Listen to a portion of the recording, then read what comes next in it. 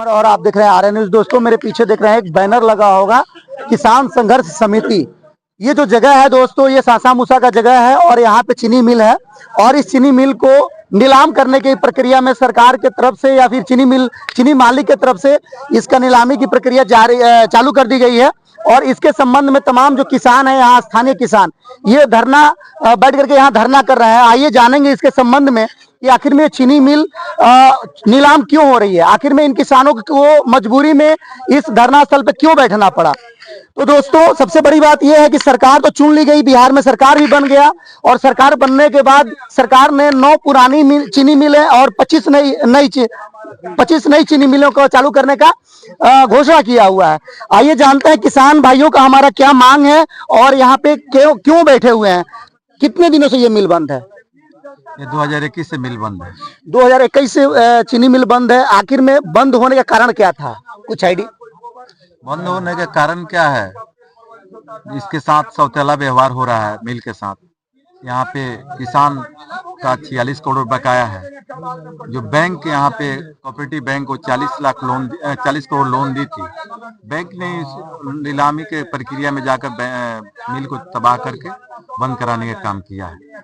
तो दोस्तों आप समझ सकते हैं कि सरकार जो है या बैंक जो होती है कि आम किसान का 2 लाख 4 लाख 10 लाख अगर बकाया हो जाता है तो उसकी कुर्की कर दी जाती है। लेकिन एक किसान का जो बकाया है 46 करोड़ रुपया, जो सरकार के खाते में कहिए या बैंक के खाते में कहिए या चीनी मिल के खाते में कहिए, तो सरकार इसके लिए अभी तक कुछ करने का नहीं सोच रही है। और एक जो चीनी मिल मालिक है वो 46 करोड़ बकाया होने के बाद और 9 करोड़ जो यहाँ के कर्मचारी हैं उनका बकाया होने के बाद चीनी मिल बंद करने का कह रही है। तो इसके संबंध में सरकार को तुरंत सोचना चाहिए, क्योंकि जो सरकार अगर दावा कर रही है कि हम 25 नई मिलें चालू करेंगे और 9 पुरानी मिलों को अपग्रेड करके चालू करेंगे, तो एक तरफ हो गया सौतेला व्यवहार, क्योंकि ये बिहार जो है किसान बहुल क्षेत्र है।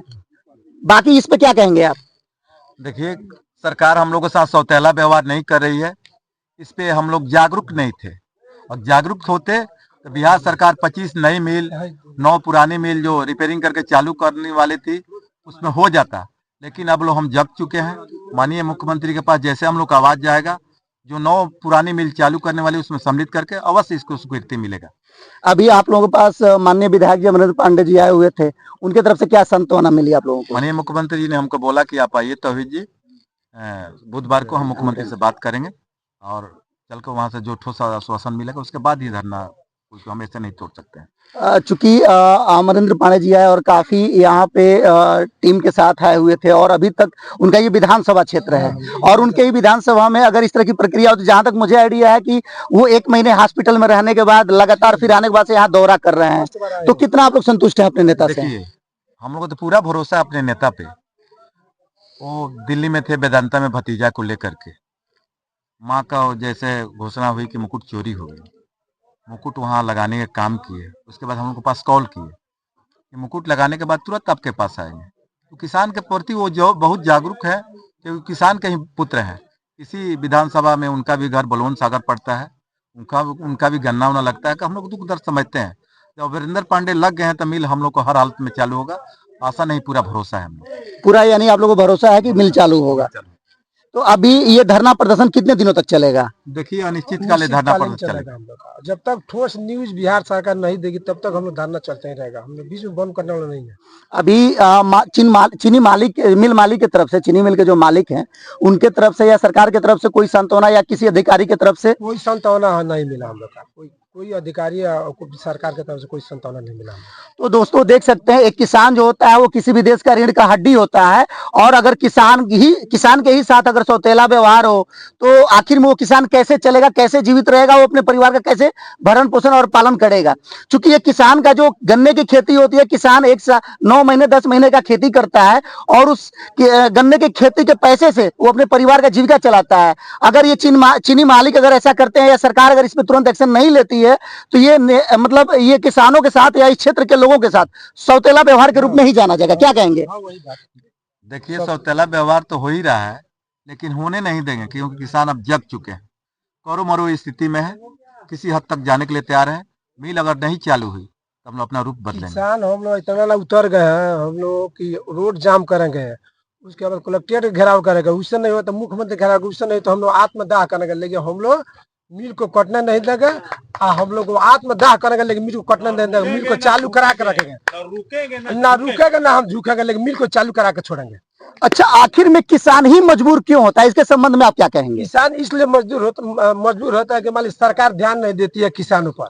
किसानों का सब खेती होती करते हैं, कहाँ किसान पर सरकार ध्यान देती है? अनुदान राशि कहाँ देती है? अपना नहीं देती है।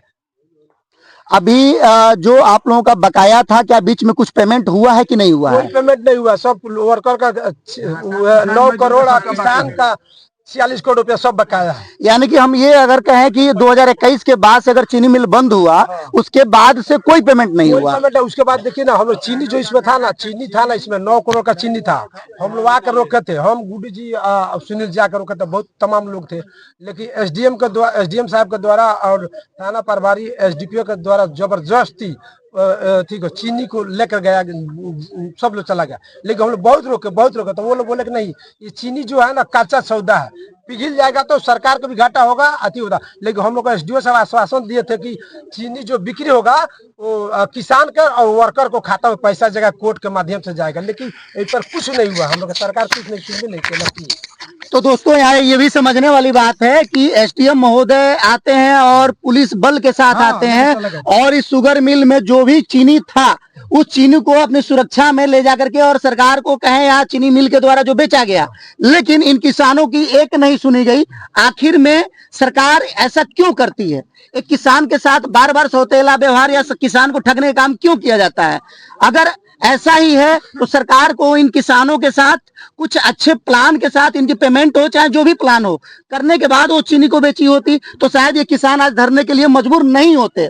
दोस्तों, अगर वीडियो आपको अच्छा लगे तो लाइक कमेंट शेयर जरूर करें। धन्यवाद, नमस्कार।